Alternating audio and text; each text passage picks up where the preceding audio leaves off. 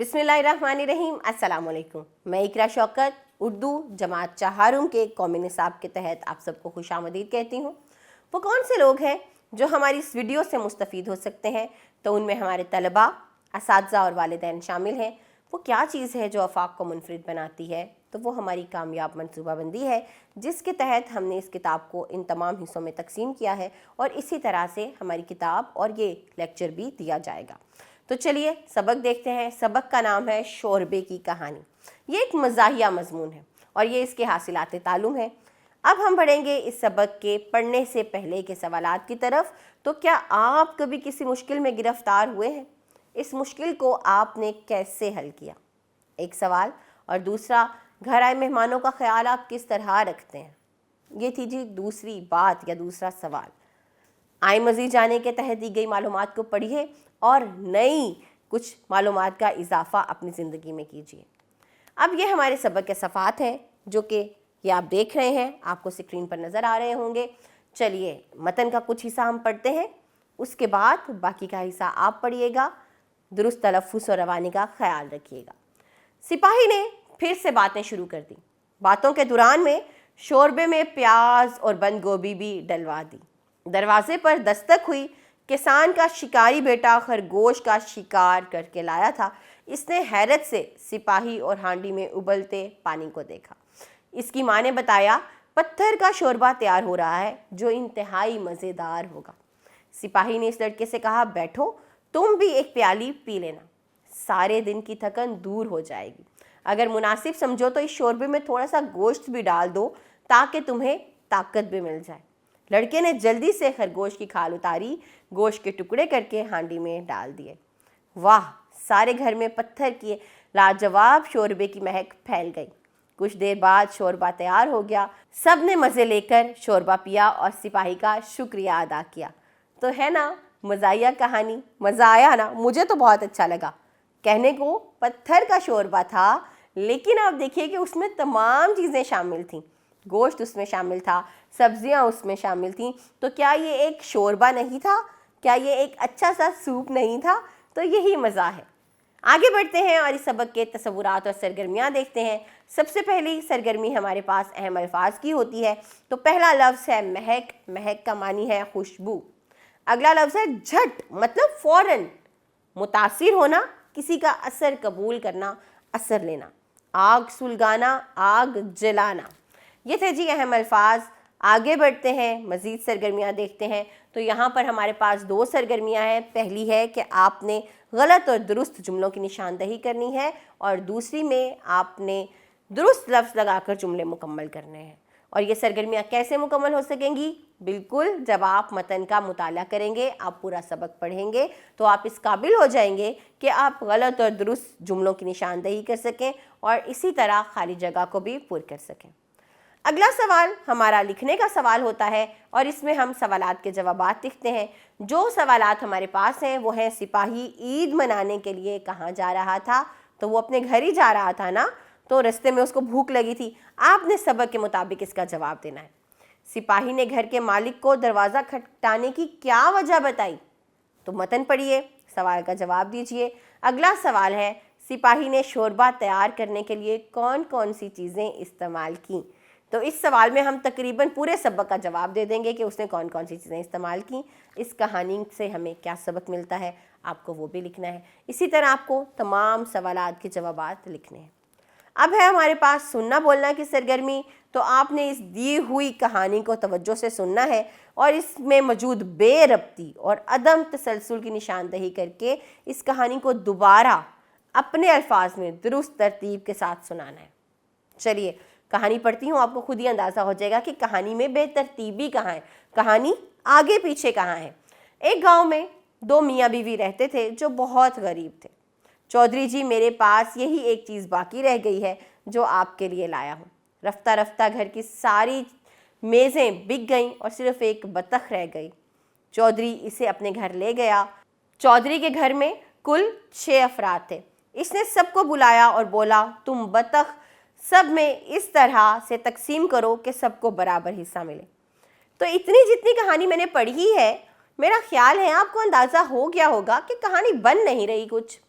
कहानी में कुछ बेतरतीबी है, कुछ अदम तसलसल है, तो आपने पूरी कहानी पढ़नी है और उसको तरतीब के साथ लिखना है। आप देखिए, मुझे देखिए, अपने आप को देखिए, आईने के सामने खड़े हो जाइए और ख़ुद को देखिए कि पहले सर, फिर हमारा धड़ और टांगें और पैर, हमारी ये तरतीब है।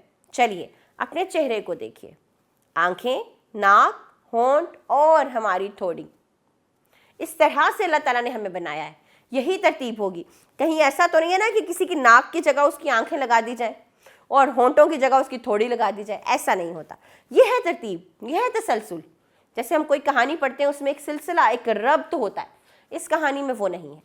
तो अब आपने इस कहानी को मुकम्मल पढ़ना है और उसको रब्त के साथ दोबारा आपने सुनाना है। अगला सवाल यह है कि आपस में बातचीत करें और बताएं कि हंगामी सूरत हाल, यानी कौन कौन सी सैलाब आ जाता है या जलजला आता है या कोई हादसा हो जाता है, तो इसमें आप अपने साथ साथ दूसरों के बचाव के लिए, उनकी हिफाजत के लिए क्या तदाबीर इख्तियार करेंगे। तो इस सवाल का जवाब आपको ज़ुबानी अपने दोस्तों के साथ या अपनी जमात में सुनाना है, बताना है। फिर है हमारे पास ज़ुबान शनासी, और ज़ुबान शनासी का ये सवाल वही है जो हम बहुत दफ़ा पहले कर चुके हैं, यानी कि अल्फाज मुतरादिफ का। मुतरादिफ अल्फाज कौन से होते हैं? वो जो एक जैसे मानी रखते हैं, जो हम मानी होते हैं। एक लफ्ज़ और उसके दो लफ्ज़ हों तो उनके सेम एक जैसे मानी हो, वो मुतरादिफ कहलाते हैं। जैसे वर्जिश करने से इंसान तंदुरुस्त रहता है, आपको इस तंदुरुस्त की जगह इसका मुतरादिफ लफ्ज़ लगाना है और जुमला दोबारा लिखना है। अगला, तारे फलक पर चमक रहे हैं। फलक के लिए हम आसमान का लफ्ज़ बहुत आसानी से इस्तेमाल कर सकते हैं, तो आपको मुतरादिफ लगाकर यानी आसमान लगाकर इस जुमले को दोबारा लिखना है। अगली सरगर्मी हमारे पास अल्फाज मुतज़ाद की है। पहले हमने मुतरादिफ देखे, अब ये मुतज़ाद है, यानी ऐसे अल्फाज जिनके मानी एक दूसरे के उलट होते हैं। जैसे शब, तो शब का मुतज़ाद क्या होगा? जी हाँ, दिन। दिन। फिर समझदार का होगा नासमझ, मज़ेदार का होगा बदमज़ा, बुलंद का क्या होगा? पस्त, आलिम का होगा जाहिल। तो ये सरगर्मी भी दोबारा कीजिए ताकि आप अल्फाज मुतरादिफ और मुतज़ाद का फ़र्क समझ सकें। अब हमारे पास लिखना की सरगर्मी है और इसमें हम देखेंगे वाहिद जमा। तो ये कौन सा कायदा है जिसके तहत हम वाहिद जमा बना रहे हैं? तो ये कायदा है, जो लफ्ज़ वाहिद दिया गया है उसके आगे हमज़ा, ये और नून गुन्ना लगाएं, ए लगाएं। जैसे हवा, हवाएं, खुशबू, खुशबुएं, सदा, सदाएं। तो यहाँ पर हमारे पास कुछ वाहिद और कुछ जमा दिए गए हैं। जो वाहिद है उनकी जमा लिखिए, जो जमा है उनकी वाहिद लिखिए। जैसे खता, खताएं, कुबा, कुबाएं, आरजू, आरजुएं। अब जमा में अल्फाज हैं, फ़िज़ाएं तो फ़िज़ा हो गया, ग़िज़ाएं तो ग़िज़ा हो गया। तो कितना आसान है ये। आगे हम करेंगे लफ्ज़ों का खेल और आपको मिसाल के मुताबिक अल्फाज की दुरुस्त अददी तरतीब लिखनी है। जैसे 11 है, फिर 11वां है, फिर 11वीं है और 11वें हैं, तो इसी तरह आपको 14, 16, 17 और 19 की अददी तरतीब लिखनी होगी। अगली सरगर्मी पढ़ना की सरगर्मी है।